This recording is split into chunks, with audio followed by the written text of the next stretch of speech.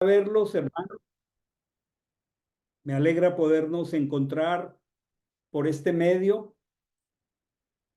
No sé cuántos han tenido la bendición de deleitarse en el estudio de la Parachá de esta semana, esa Parachá que se llama Bet Shalach.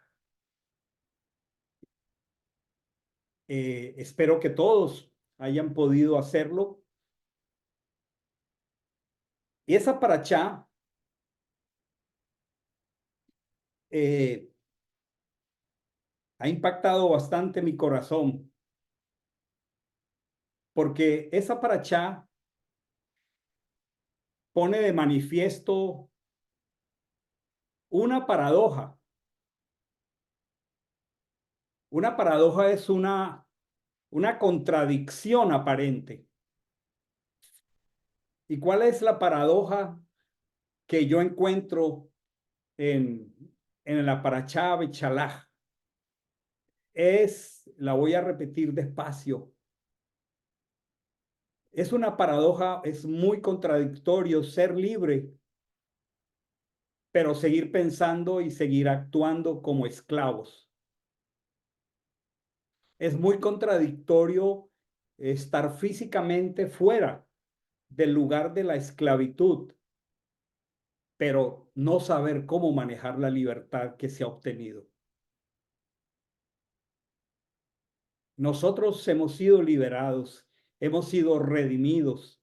Las pesadas cargas de Egipto han sido quitadas de encima. La servidumbre de Egipto ha sido anulada. Hemos sido redimidos y esperamos que aparezca el Mashiach en las nubes a reclamar lo que es suyo, nosotros. Pero a veces, siendo libres, aparecen en nuestra vida temor,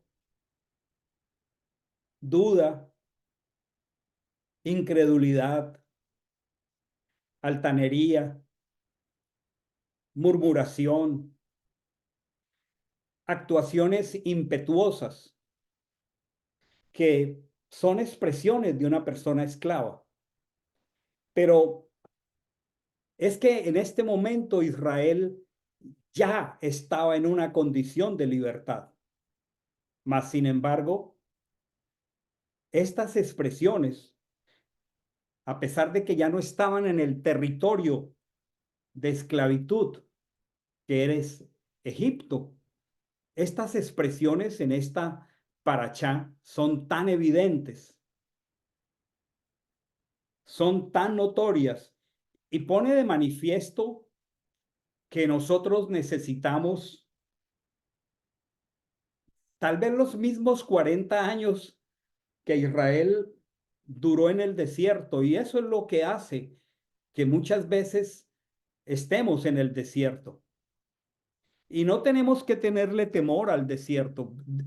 Elohim llevó deliberadamente al desierto a su pueblo porque necesitaba llevar a cabo una obra portentosa, exclusivamente dirigida para los redimidos. Es una obra exclusiva para nosotros que se llama la circuncisión del corazón. Y en la lectura de ayer, el paso por el Mar Rojo puso de manifiesto varias cosas. El paso por el Mar Rojo fue una expresión tan maravillosa de la santidad de Elohim.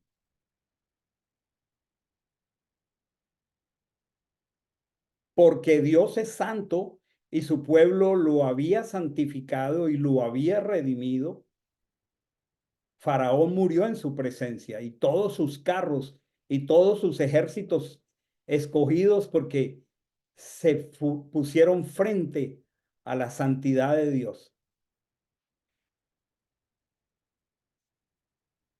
El paso por el Mar Rojo puso de manifiesto el propósito más importante de Elohim una vez nos redime.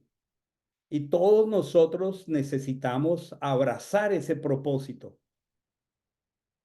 Todos nosotros necesitamos estar conscientes de que Él está cumpliendo ese propósito y que todos los días mientras estemos aquí y hasta que aparezca en las nubes, Él va a estar haciendo la misma tarea.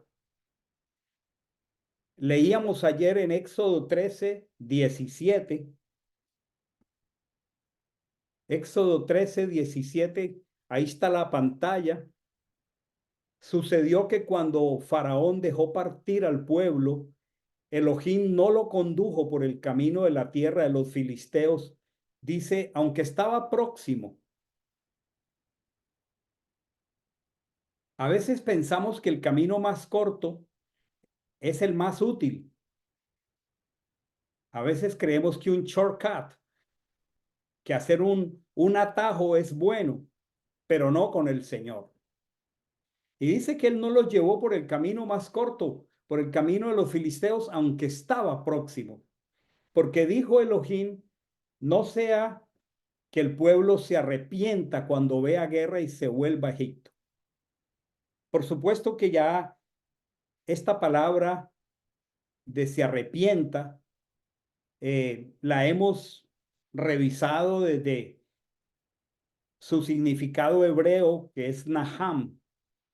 Y Naham significa consolación.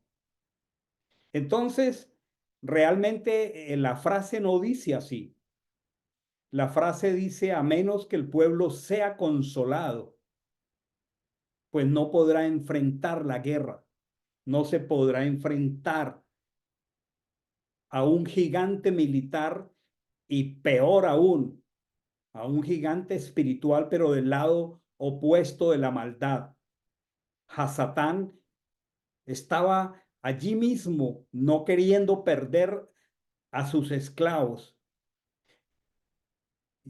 Y por eso el Señor dice, a menos que el pueblo sea consolado, pues si no es consolado, lo cual implica una palabra poderosa que incluye el nombre de Mashiach, que es Menahem, consolador. Pero la palabra consolación entendemos que significa restauración. Y por eso, ¿cómo tú enfrentas a un pueblo que solo ha vivido como esclavo de la noche a la mañana? ¿Cómo lo enfrentarías a la guerra? Imposible. Entonces, Achén dice, a menos que el pueblo sea restaurado, se va a devolver para Egipto. Y esta es una premisa muy importante para que pensemos que muchas veces muchos creyentes vuelven a Egipto. Es una tragedia cuando un creyente se acerca a una congregación, se le ve disfrutar del Señor y luego regresa a Egipto. Y el cuadro del que regresa a Egipto es un cuadro muy triste, porque tal vez no apropió que el padre quería restaurarlo y no resistió la restauración, porque es una cirugía muy profunda. Nosotros necesitamos entender que el desierto fue la clínica, el territorio para el Señor comenzar su restauración. Y nosotros estamos entre la lluvia temprana y la lluvia tardía en un tiempo de mucha sequía hasta que aparezca Mashiach. Y el proceso del desierto es restaurarnos. Así que, en primer lugar, revisando esa parachá tan maravillosa, el propósito de Elohim que fue puesto de manifiesto con la salida y el paso del Mar Rojo, en primer lugar, fue consolar, confortar. Y es importante que nosotros sepamos y entendamos y lo interioricemos y lo abracemos que su propósito primario con nosotros implica restaurarnos. Y nosotros venimos en el caso de Israel eran 250 años de esclavitud, pensando como esclavos, reaccionando como esclavos, habían abrazado la cosmovisión de un mundo esclavista y hacía parte de su mente, sus memorias, sus conductas, sus reacciones. Y a veces nosotros llegamos con grandes necesidades según nuestro criterio. Por eso allí en esa paracha se pone de manifiesto que a veces nos saca de nuestra zona de descanso, confianza, simplemente la falta de agua o la falta de pan. Y tal vez en el mundo en que vivimos para muchos se torna angustioso. ¿Qué comeremos o qué beberemos? ¿Por qué? Porque todavía no hay restauración, pero el Señor quiere eh, primero restaurarnos.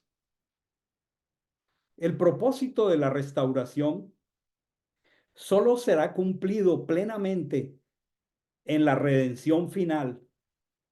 Esa es nuestra gran esperanza. Solo en la redención final, que expresa tan maravillosamente el apóstol Juan en Primera de Juan 3, del 1 al 2, solo allí se va a llevar a cabo, vamos a ir a Primera de Juan, capítulo 3, del 1 al 2. Y solo allí se va a poner de manifiesto la restauración, con la restauración final, que llegará al punto final, nuestra restauración. Dice la escritura, mirad qué clase de amor el Padre nos ha concedido, Abba, para que seamos llamados hijos de Dios. Y lo somos. Dice, por esto el mundo no nos conoce, porque tampoco lo conoce a Él. Y luego dice, amados, ahora somos hijos de Dios. Pero dice muy claro, aún no se ha manifestado lo que hemos de ser.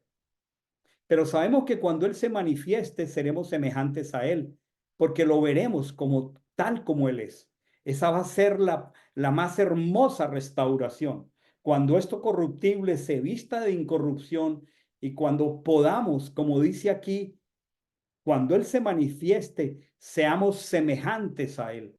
Esa palabra de Génesis, de Berechit, es una palabra que tiene un contenido poderoso hacia el futuro, que muchos leemos en tiempo presente, que fuimos hechos a su semejanza, pero no, eso no es real ahora. Eso es una promesa maravillosa. Entonces, lo primero que se pone de manifiesto al sacarnos de Egipto por la redención es la necesidad de restauración. Y es allí donde Dios se enfoca primariamente.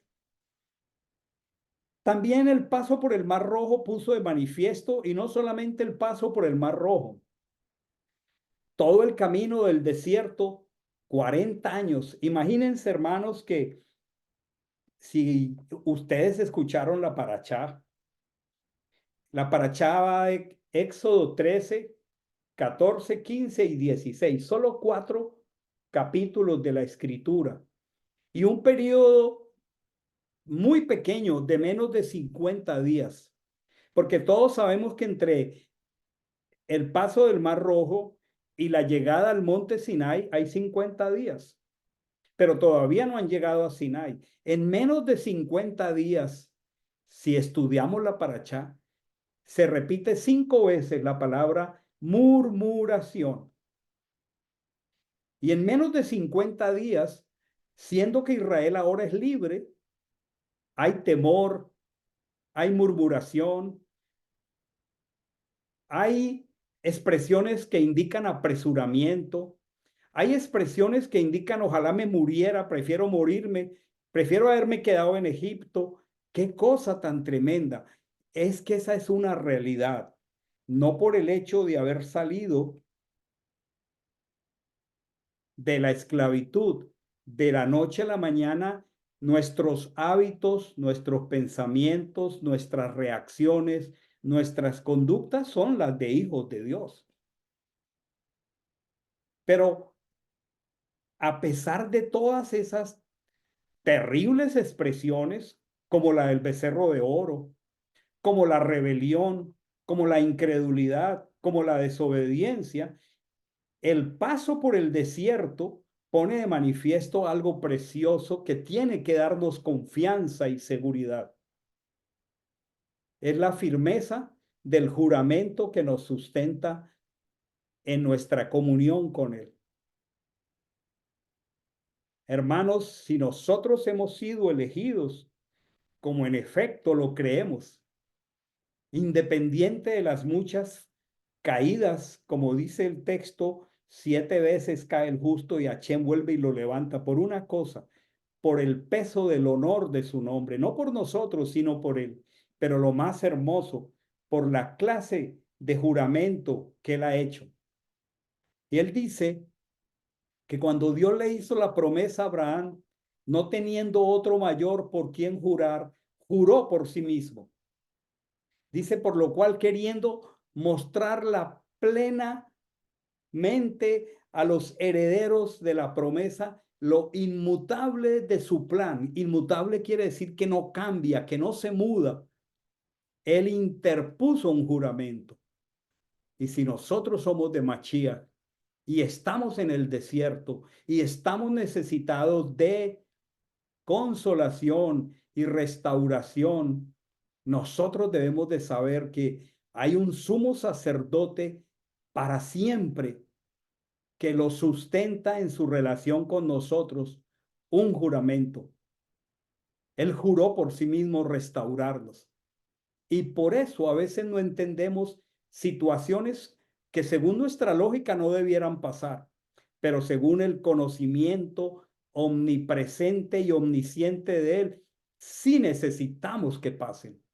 Por ejemplo, ¿cómo entender que un Dios de amor colocara a su pueblo comprado frente al mar para que allí el faraón dijera, Israel está encerrado? Aparentemente eso no venía de Dios. ¿Cómo pensar que Dios, amando a sus escogidos, los ponga en una situación aparentemente calamitosa como el mar y el ejército más poderoso de la tierra? ¿Y cómo fueron las expresiones de Israel allí? De impetuosas. A veces decimos cosas que nunca debimos haber dicho, pero las decimos.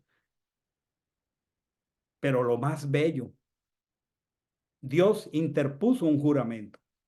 En primer lugar, entonces, lo que Dios manifiesta al sacarnos y pasarnos por el Mar Rojo, que eso es como una inmersión, es su propósito de restaurarnos. Que se ponga de manifiesto que aun cuando estamos en libertad, todavía pensamos y actuamos como esclavos.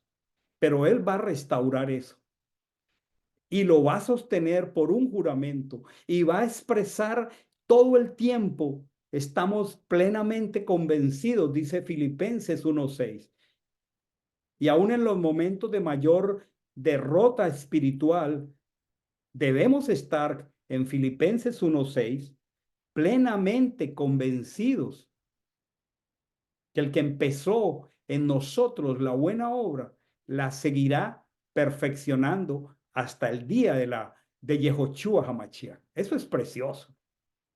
Entonces, el paso por el Mar Rojo implica que Él quiere restaurarnos y cuando nos lleve a situaciones en estrechez, pensemos que Él está haciendo un trabajo de restauración. Pensemos que hay un juramento y aún en medio de nuestro fracaso y de nuestra caída, pensemos y digamos, estando plenamente convencido de esto mismo, que el que comenzó en vosotros la buena obra la va a seguir perfeccionando. Qué paradoja, qué aparente contradicción. Estar fuera de Egipto, ya no estar en el terreno de la esclavitud, pero estar pensando, reaccionando y hablando como un esclavo. Habían tantas marcas de esa esclavitud de Israel. estaban allí presentes en el Mar Rojo, impetuosos al hablar.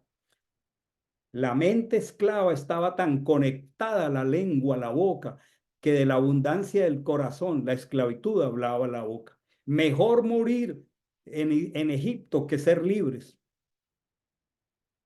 Porque es que no se quita de la noche a la mañana un acostumbramiento a ser impetuosos, a ser murmuradores, a estar llenos de quejas, de incredulidad, a expresar a veces, preferir la esclavitud a la libertad. ¿Qué estuvo presente en Mara? Quejas, murmuración. La esclavitud se hizo evidente porque faltó agua. La esclavitud se hizo presente porque faltó pan. Había una realidad. Es que 200 años bajo el gobierno de la concupiscencia del corazón. Eso no desaparece de la noche a la mañana. Y entonces es necesario pasar por el desierto para que el Señor con su bisturí vaya cortando la carne, vaya profundizando y vaya separando lo precioso de lo vil. Nosotros necesitamos entender que esa contradicción aparente,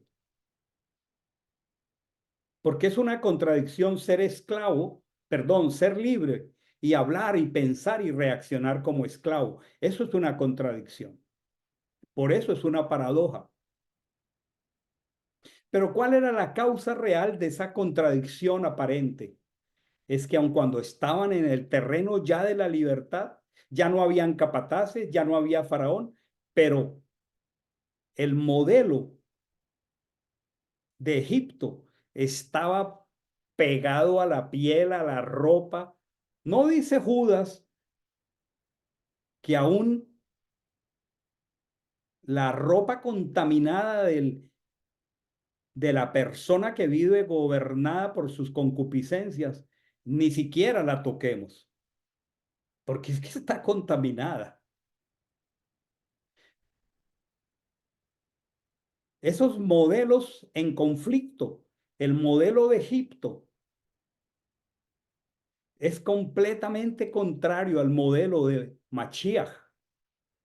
Ellos no tenían otra experiencia que el modelo de Egipto y ahora por la restauración irían entrando lentamente y vamos entrando lentamente al modelo de Mashiach. Romanos 6:8 y la persona que mejor maneja esto es el apóstol Shaul.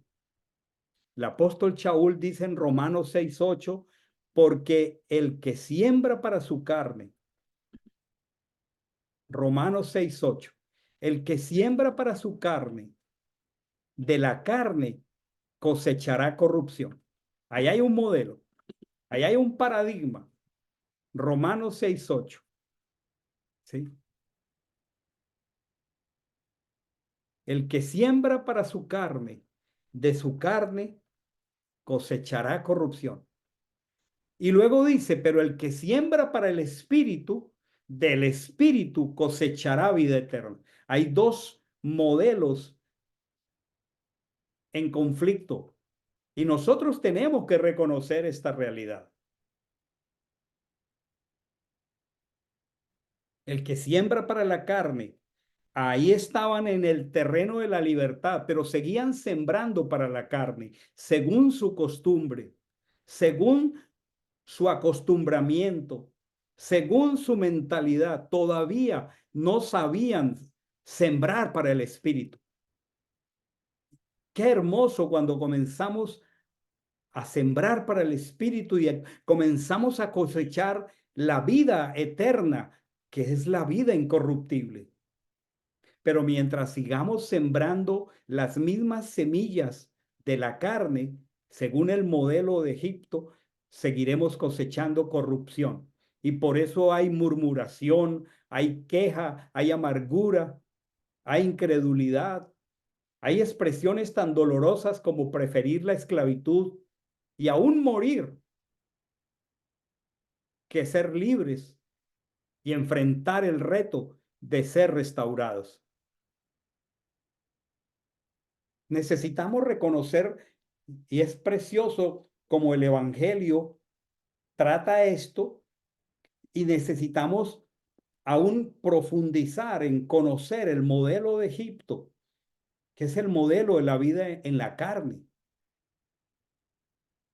porque ellos habían estado, tenían Torá, sí, tenían al profeta Moshe, pero en su fuero interno, la vida de la carne todavía los gobernaba.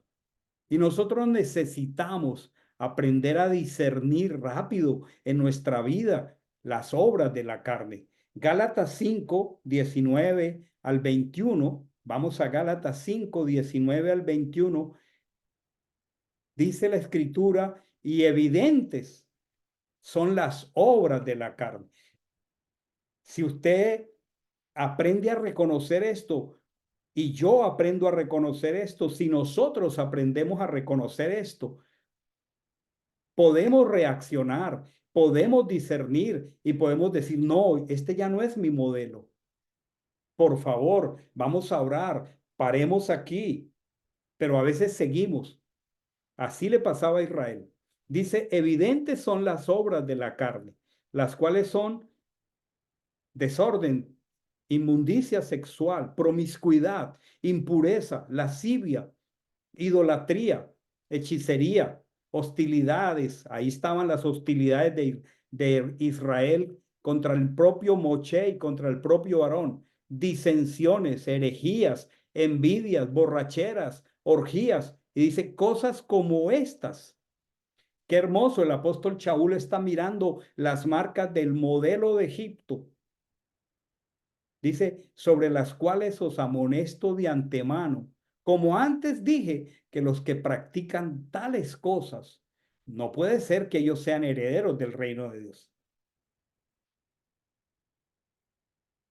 Nosotros necesitamos saber, reconocer las señales del modelo que Egipto nos imprimió. Y no solamente nos imprimió, es que todavía estamos aquí en el mundo. La escritura dice, ustedes están en el mundo, pero no son del mundo.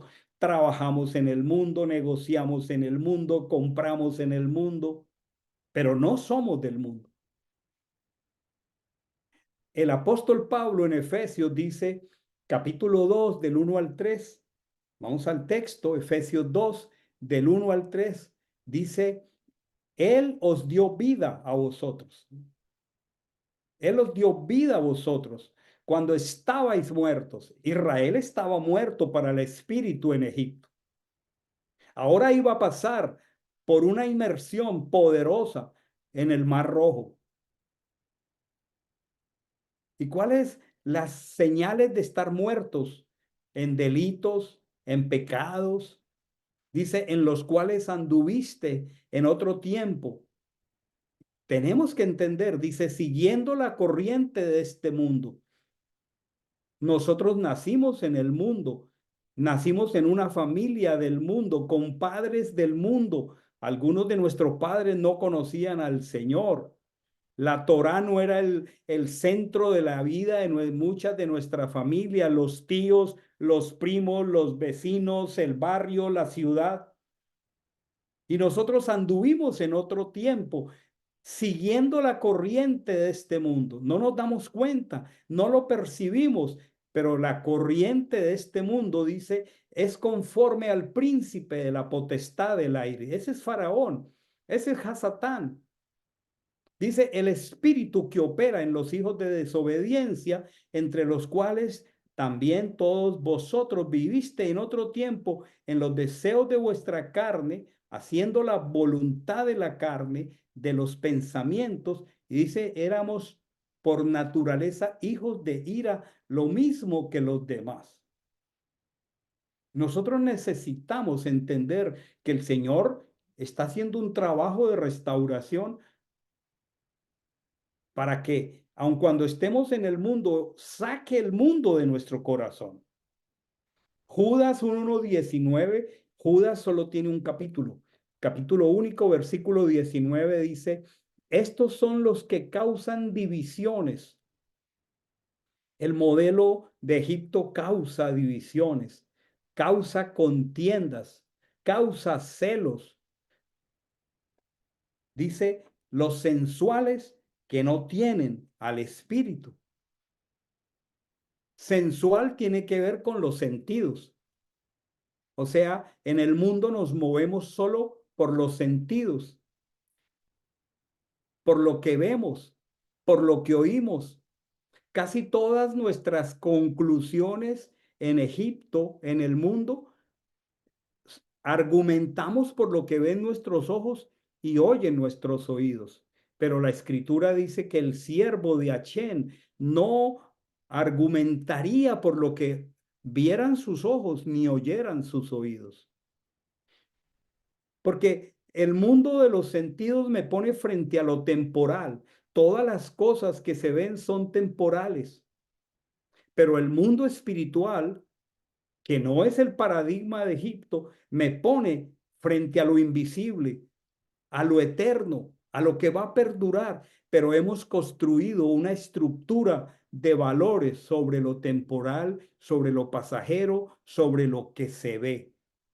Esos son los que dice aquí, los sensuales, sensoriales, que no tienen el ruach, no tienen el espíritu. Esa es una expresión muy ilustrativa de Judas, perdón. Aparte de eso, la vida inmersa en el paradigma de Egipto está bajo el gobierno de Hasatán. Y tenemos en el mundo un gobierno.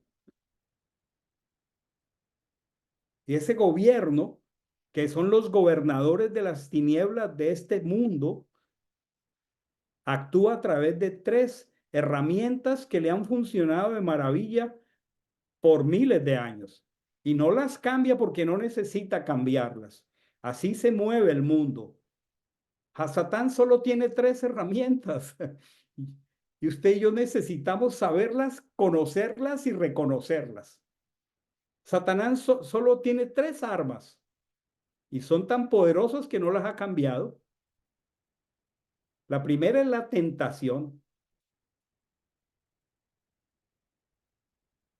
La segunda, después de que caemos en la tentación, es la culpa, para que nos sepamos indignos, para que digamos es que yo nací así, realmente es que esto no se hizo para mí, realmente yo no voy a continuar en esto. Tentación, culpa. Y la más extraordinaria de sus armas es el engaño. Tenemos que reconocer el engaño. Nos engañamos muchas veces a nosotros mismos, de muchas maneras. Así funciona el paradigma del mundo. Y nosotros, como Israel, hemos pasado años en el mundo y todavía vivimos en él. El problema es que muchos todavía no se separan del mundo. El apóstol Juan dice, si el mundo os aborrece, eso es maravilloso. Pero si el mundo no os aborrece, el mundo os aborrece porque no sois del mundo. El problema es cuando el mundo no nos aborrece. Y nosotros necesitamos aprender si somos muy hábiles en movernos en el mundo y pretendemos tener amigos en el mundo y ser compatibles con el mundo, eso es una seña de que realmente todavía estamos con el mundo, el paradigma de Faraón gobernando nuestro ser. Y si el mundo no nos aborrece, es la señal de que nuestra sal ha perdido su sabor. Y si dice la escritura, y si la sal pierde su sabor, no sirve para nada, hay que tirarla como basura. La sal para lo único que sirve es para salar. Y la sal es para frenar la corrupción. Entonces, es importante que todo esto, por 200 años o más, muchos más, porque estuvieron 430 años ahí más o menos, pero esclavos estuvieron 200, eso los gobernó. Y aun cuando ya eran libres, seguían pensando como antaño. Y es bueno que nosotros revisemos estas realidades tan poderosas como esa Parachá, que si no la ha escuchado todavía, ahí está el video, yo le animo a que lo haga. El otro modelo que está en conflicto y que es el nuevo modelo que se llama la vida nueva, la vida eterna, la vida incorruptible, es el modelo de Mashiach. El apóstol Pablo llama a ese modelo la vida en el espíritu y la grafica muy hermoso. Dice el fruto del espíritu.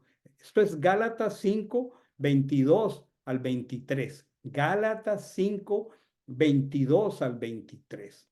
Y es interesante que aquí el fruto del espíritu, este espíritu está con minúscula, no está con mayúscula.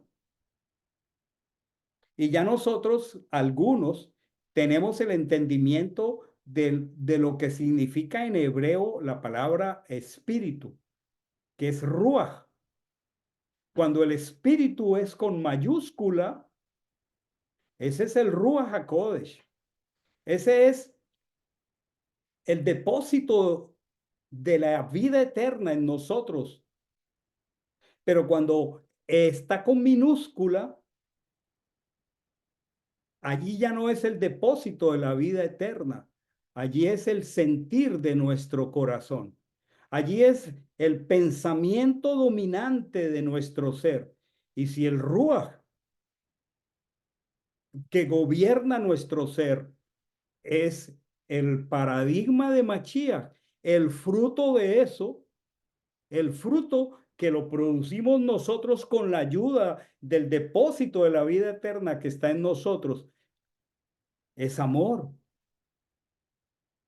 es gozo, es paz, es paciencia, es benignidad, es bondad, es fe, es mansedumbre, es templanza, que en otras cosas es dominio de sí mismos. Ya no hay impetuosidad, ya hay mansedumbre.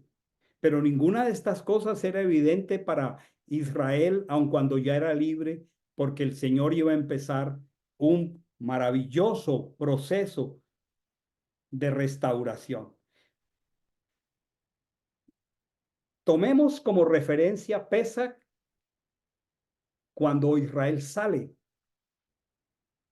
¿Por qué había tanta urgencia de llegar a Sinai? Porque el Señor iba a entregar la Torá. Porque Israel necesitaba y nosotros necesitamos la Torá para ser restaurados. Y luego, cuando Mashiach muere en un Pesach, había la urgencia de la cuenta del Omer, los 50 días hacia Shavuot, porque había que entregar el depósito de la vida eterna, el Ruach HaKodesh. Qué hermoso que el Señor tenga un plan tan poderoso para nosotros, pero que también nos dé unos patrones, unos referentes en la escritura para que nosotros podamos entender nuestra condición, podamos discernirla, podamos arrepentirnos, podamos poner stop y sobre todo cambiar de paradigma.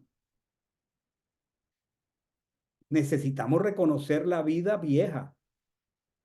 Necesitamos reconocer cuando los patrones de los que anduvimos en otro tiempo vuelven a aparecer.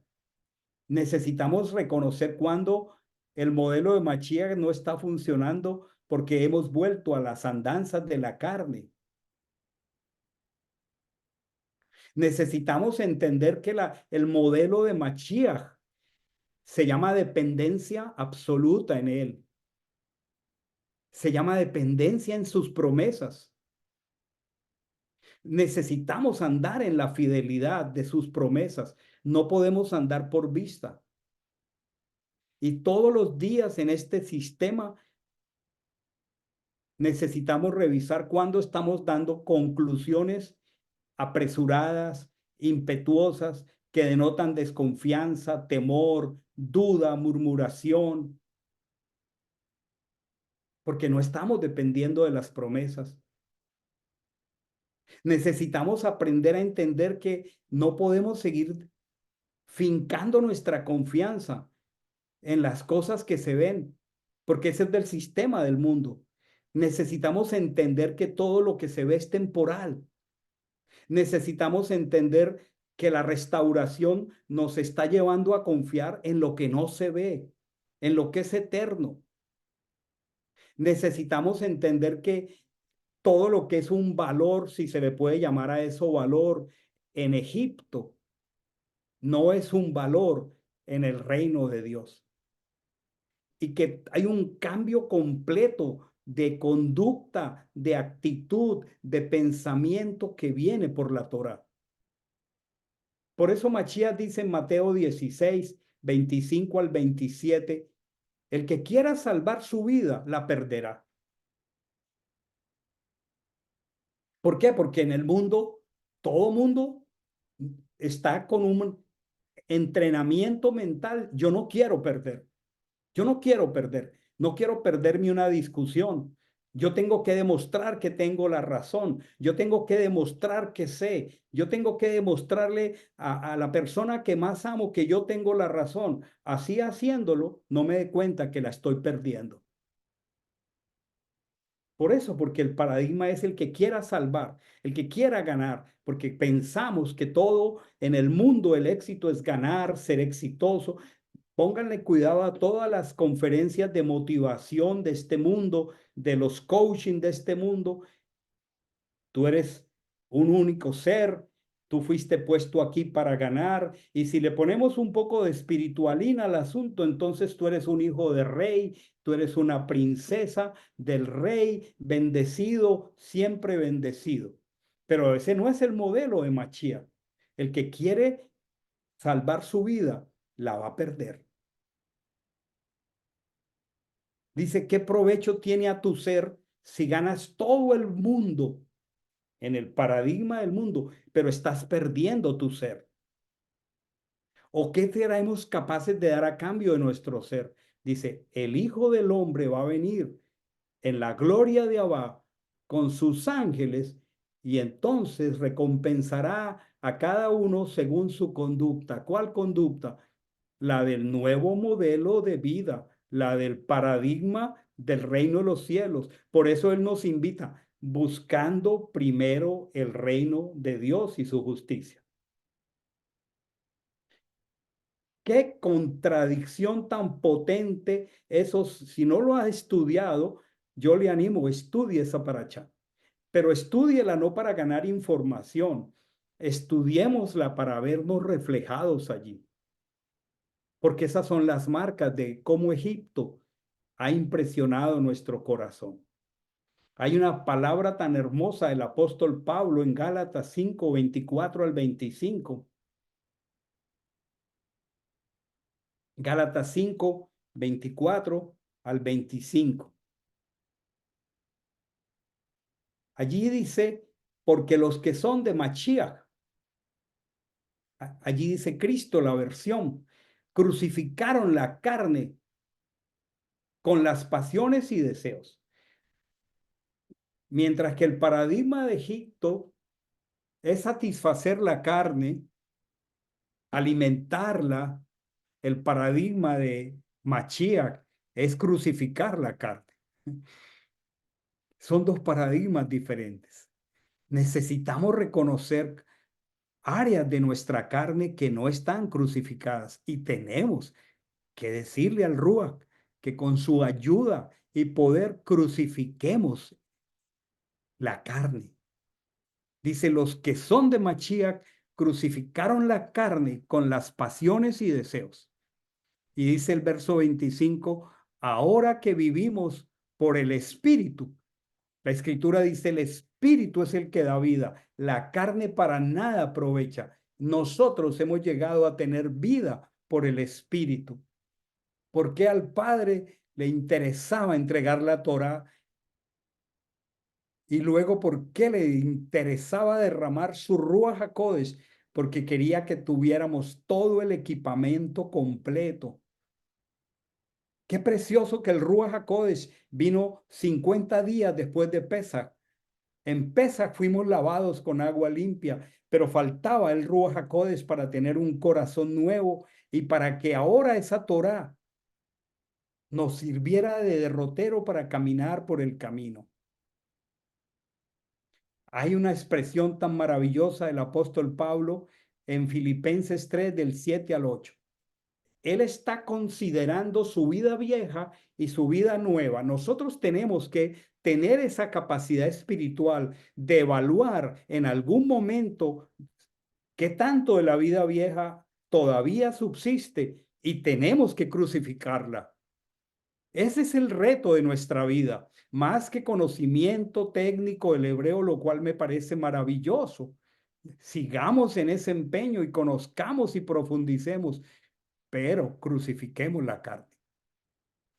Este texto de Filipenses 3, del 7 al 8, es tan maravilloso.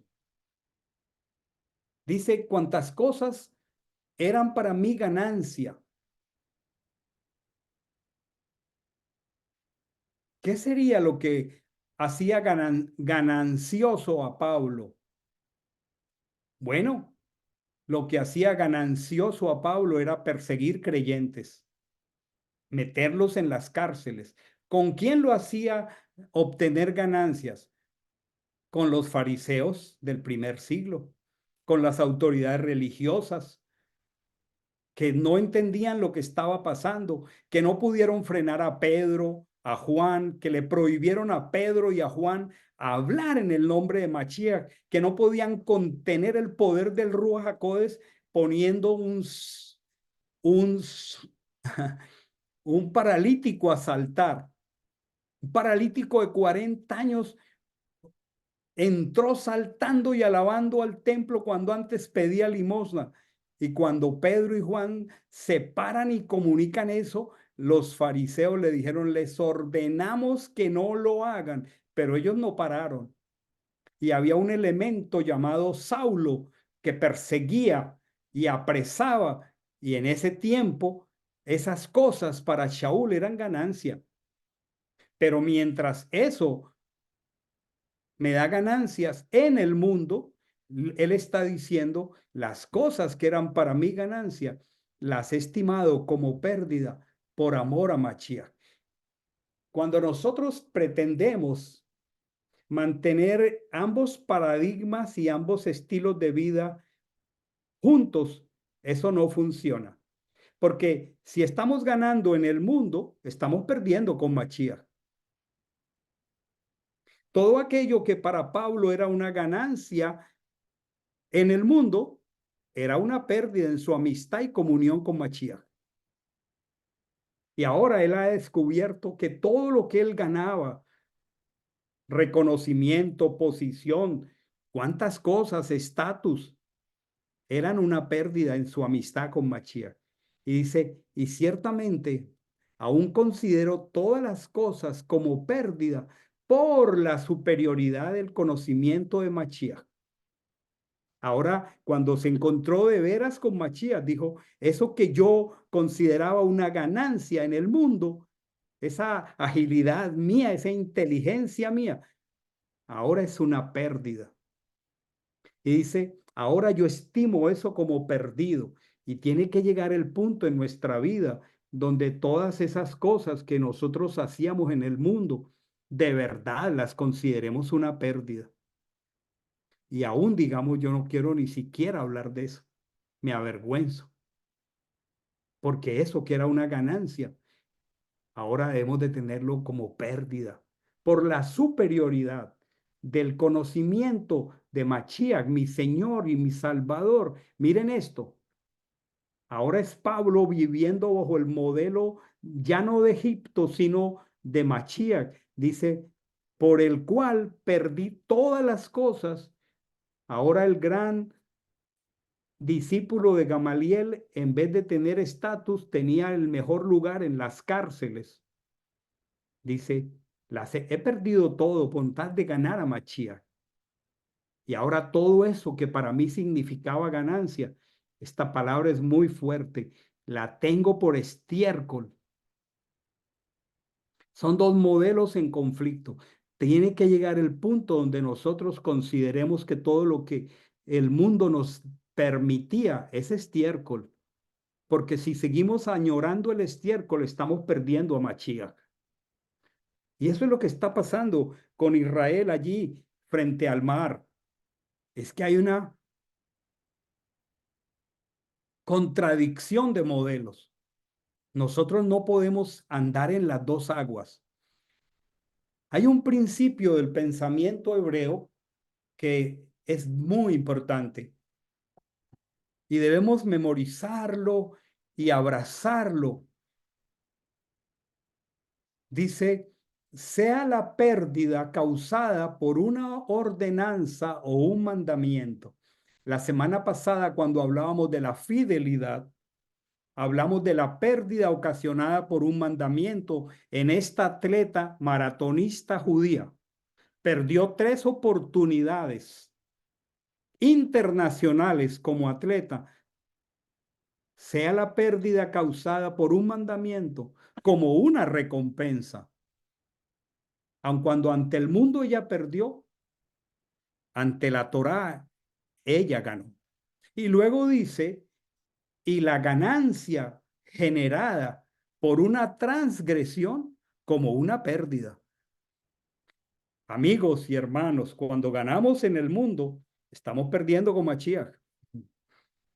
Y lo más seguro, cuando ganamos con Mashiach, estamos perdiendo en el mundo. Esta es una maravillosa expresión. Por eso, el llamado para nosotros es un llamado a vivir en el Espíritu. Ese llamado a vivir en el Espíritu fue un anticipo profético maravilloso. En el mismo momento de la salida de Egipto, la prioridad no era el agua, no era el pan. No, la prioridad era Sinai, la Torá.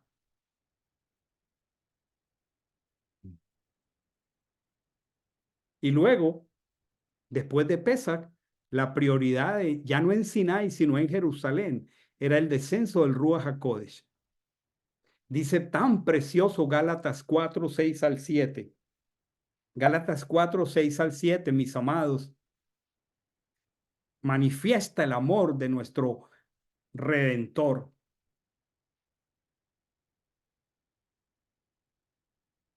Dice, y por cuanto sois hijos, Elohim envió el Espíritu a nuestros corazones, el cual clama Abba, papá. Así que ya no eres siervo de Egipto, sino hijo. Y si hijo, también heredero, coheredero.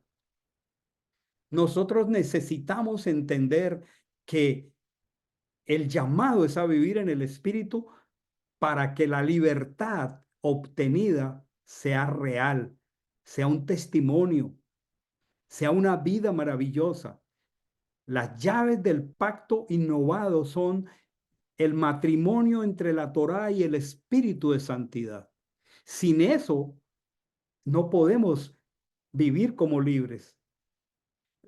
La Torá, entregada en Sinai 50 días después de pasar el Mar Rojo, tuvo que esperar hasta que el Ruach de santidad fue entregado para que esa falta de libertad se hiciera evidente. La Escritura dice, os daré un corazón nuevo, pondré un espíritu nuevo. Era el Ruach HaKodesh. Pondré un Ruach HaKodesh el Ruach HaKodesh dentro de vosotros. Quitaré de vuestra carne el corazón de piedra. Os daré un corazón de carne. Pondré dentro de vosotros mi espíritu. Ese es con mayúscula. Mi Ruach. Y pondré dentro de vosotros mi espíritu para que andéis en mis estatutos y guardéis mis preceptos y los pongáis por obra. Nosotros necesitamos en nuestra experiencia las señales de que ya fuimos redimidos, de que las cargas pesadas de Egipto ya no nos oprimen, que el trabajo sin remuneración del mundo ya no lo anhelamos, lo miramos como estiércol. Pero necesitamos entender que ese matrimonio que le faltaba a Israel es el pacto innovado Es el Brit Hadashah, el pacto venido de arriba. Por eso el llamado del Evangelio es Gálatas 5, 16 al 17. Es una palabra imperativa. Necesitamos escuchar este llamado. La escritura dice, digo pues, andad en el espíritu y no satisfagáis los deseos de la carne. Ahí están los dos paradigmas en conflicto. Andad en el espíritu. Ya no más satisfaciendo los deseos, aquí dice esta versión, apasionados de la carne. Necesitamos entender que esos dos modelos están en conflicto, nunca podrán estar unidos el espíritu y la carne. Dice, la carne tiene deseos contrarios a los del espíritu. Y el espíritu tiene deseos contrarios a los de la carne. Estos dos se oponen entre sí para que no hagáis lo que deseáis. No podemos ser amigos de Dios y al mismo tiempo amigos del mundo. El que quiere ser amigo del mundo pierde la amistad de Hashem. La ganancia en el mundo es una pérdida con Hashem.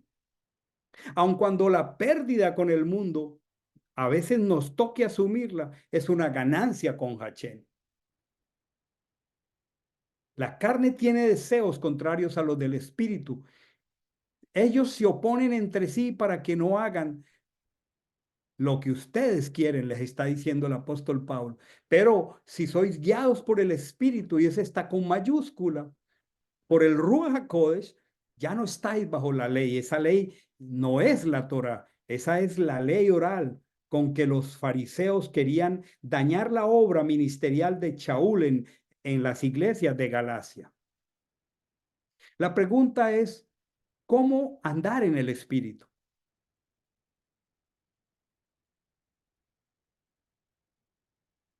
La escritura da varias cosas importantes que debemos conocer para andar en el espíritu. Lo primero es que tenemos que cambiar nuestra perspectiva de oración y necesitamos orar sin cesar. Pero cuando hablamos de orar sin cesar, es bajo otro paradigma de oración. Para nosotros la oración es la oportunidad de entrar en juicio ante el Creador.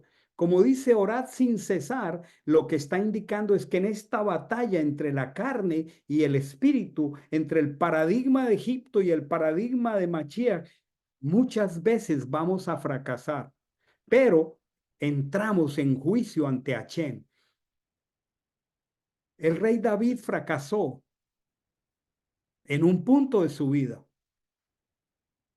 Dos pecados de muerte, adulterio y asesinato, pero un día entró en juicio ante Hashem. Esa oración del Salmo 51, del 1 al 5 y del 10 al 12, un presentarse el rey David en juicio ante Hashem. Y le dice, ten piedad de mí, oh Elohim. Dice, conforme a tu amor entrañable. Luego le dice, conforme a la multitud de tus piedades, por favor, borra mis transgresiones. Lávame más y más de mi maldad. Purifícame de mi pecado. Ahí está en singular mi pecado. En la mente de él era adulterio, inmundicia sexual y asesinato. Y luego dice, yo reconozco mis transgresiones y mi pecado está siempre delante de mí. Nosotros debemos entrar frecuentemente en juicio cuantas veces sea necesario a reconocer nuestros pecados. Y luego en el verso 10 al 12 le dice, oh Elohim, crea en mí un corazón limpio. Esto tiene que ser presente con mucha fuerza. Renueva un ruach recto dentro de mí, un nuevo sentir dentro de mí, que yo pueda aborrecer las obras de la carne. No me eches de tu presencia, no quites de mí tu ruach HaKodesh, restitúyeme el gozo de tu salvación. Que un espíritu noble me sustente, que un nuevo ruach, que un nuevo sentir, que un nuevo deseo, que una nueva motivación. Cuantas veces caigamos, oremos y pidámosle al Señor que nos saque de ese gobierno de la carne. El Salmo 19, del 12 al 13 dice, ¿quién podrá entender sus propios errores? Y luego le dice, líbrame de los que me son ocultos.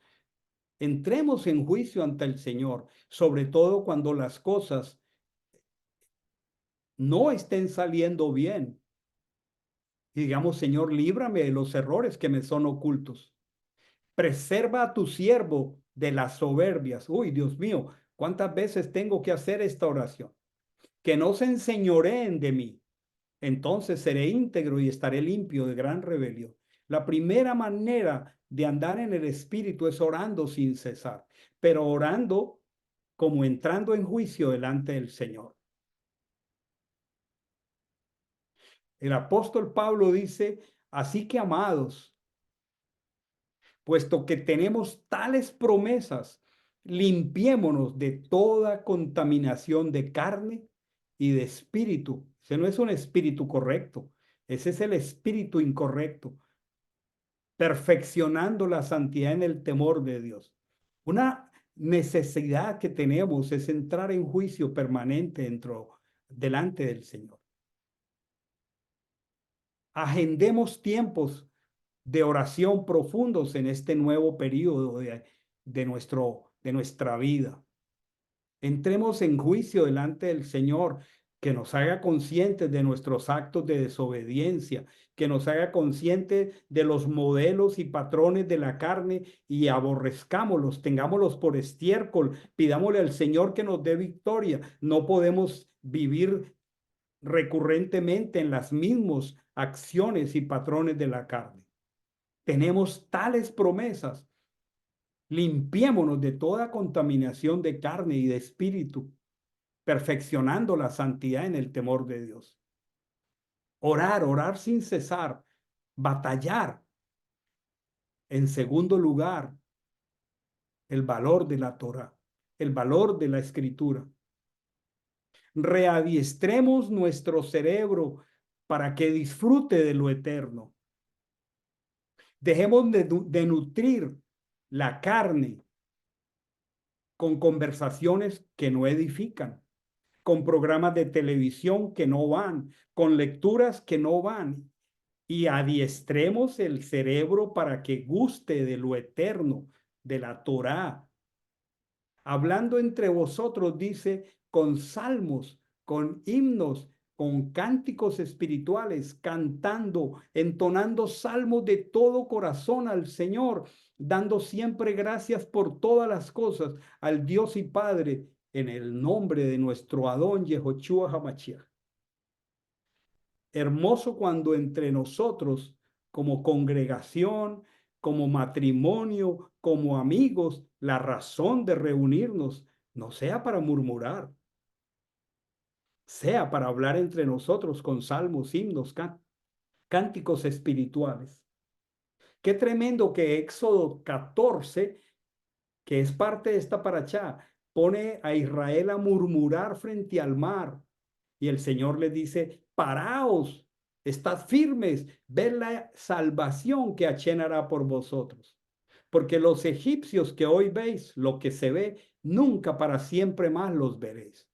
Y el capítulo 15 de la Parachá se llama el Cántico de Moisés. Que haya cántico nuevo en nuestro corazón, que la Torá gobierne nuestras mentes, nuestros corazones.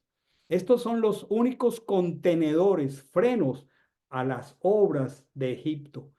La oración sin cesar, el lenguaje de la Torá, la obediencia a los mandamientos, nos afirman en competencias espirituales para ejercitar los sentidos espirituales en el discernimiento del bien y del mal. Necesitamos discernimiento espiritual, por eso necesitamos horas de oración y horas en la escritura. No podemos ser superficiales en la escritura si queremos victoria sobre el modelo de Egipto. Tenemos que ir rindiendo áreas de nuestra vida, poniéndolas en el altar del sacrificio. El apóstol Pablo dice, les ruego que conforme a las misericordias del Señor, ustedes presenten sus cuerpos como sacrificio vivo, santo, agradable a Dios. Es el único culto inteligente. Tal vez pensemos y preguntémosle, Señor, ¿qué área de mi vida no he puesto sobre el altar tuyo para que tu fuego lo consuma?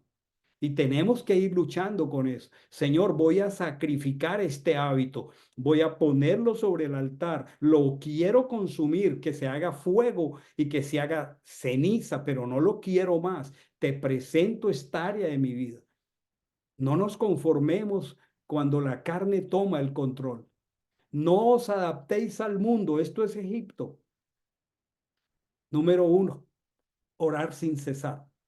Número dos, mucha Torá. Número tres, de manera concreta y específica, ¿qué áreas de nuestra vida hay que poner sobre el altar? Que soy recurrentemente impaciente. Señor, voy a poner sobre el altar mi impaciencia. Que con frecuencia se me van los ojos a donde no deben ir. Señor, voy a poner mis ojos en el altar. Señor, que caigo recurrentemente en la murmuración. Señor, voy a sacrificar este mal hábito. No voy a nutrir más mi carne con estas conversaciones, con estos programas de televisión. Cuando alguien venga a murmurar, le voy a decir un momentico, yo no quiero escuchar de eso, porque si no, no estoy poniendo en el altar del Señor las cosas. Esto el apóstol Shaul lo llamó la vida crucificada con Mashiach. Gálatas 5, 19 al 20, para que terminemos orando, dice, con Mashiach, con Cristo. Ahí está la versión que viene del griego. Con Cristo estoy juntamente crucificado. Eso es crucificar áreas particulares de nuestra vida, ponerlas en el altar. En el altar, el animalito era consumido hasta que se volvía ceniza. Y nosotros tenemos que crucificar y quemar en el altar esos hábitos, esas conductas, esos acostumbramientos de Egipto y decir, crucifico esto con la ayuda del Ruach. No voy a nutrir, no voy a estimular más esto en mi vida. Voy a practicar abstinencia de estas cosas y a cambio voy a abrir mi corazón a la Torá, a conversaciones saludables, voy a controlar lo que digo, lo que pienso, voy a verificar que es puro, que es amable, que es digno de buen nombre, que hay virtud en ello, y si pasa esa prueba, yo voy a seguir. Si no, pongo un stop porque me doy cuenta que se pone de manifiesto el paradigma de Egipto. Ya no vivo yo, mas vive Mashiach en mí. Y lo que ahora vivo en esta carne, lo vivo en la fidelidad del Hijo de Dios que me amó y se entregó a sí mismo por mí. Ahí está la escritura, ahí está la conexión de la Torá, esa aparente, triste realidad de ambivalencia, de dualismo, siendo libre, actuando como esclavo. Siendo libre, estando fuera del territorio de la esclavitud, seguir pensando como esclavo. Nosotros fuimos sacados del mundo y necesitamos volvernos diestros en el discernimiento del bien y del mal. Necesitamos ver qué paradigma está gobernando nuestra vida.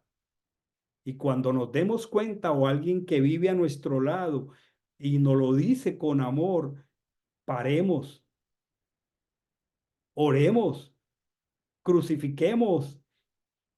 Necesitamos combatir malos hábitos desde la Torá.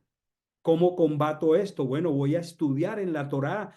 Si mi problema es la impaciencia, voy a hacer un estudio en la Torá sobre la paciencia. Si mi problema es la murmuración, voy a hacer un estudio en la Torá sobre la murmuración. Voy a ver todas sus consecuencias. Y además, Voy a hacer el firme propósito de que lo quiero dejar, de que lo pongo como un objetivo espiritual. Y como lo pongo como un objetivo espiritual, necesito de la ayuda de alguien. Entonces le voy a decir a mi esposa, estoy luchando contra esta dificultad, amor. Me gustaría rendirte cuenta sobre esto y juntos orar. O le voy a decir a un creyente maduro o al pastor que me ayude a combatir eso, porque si no rindo cuentas, el modelo de Egipto sigue gobernando mi corazón. Para que no haya la ambivalencia de Bet Chalach al ser echados de Egipto, al ser divorciados de Faraón, porque ese Bet Chalach significa ser echado de Egipto. ¿Y por qué fueron echados? Porque ya no eran de allí. Faraón los divorció, solo que luego se arrepintió porque no quería perder más de 3 millones de esclavos. Y así es Hasatán.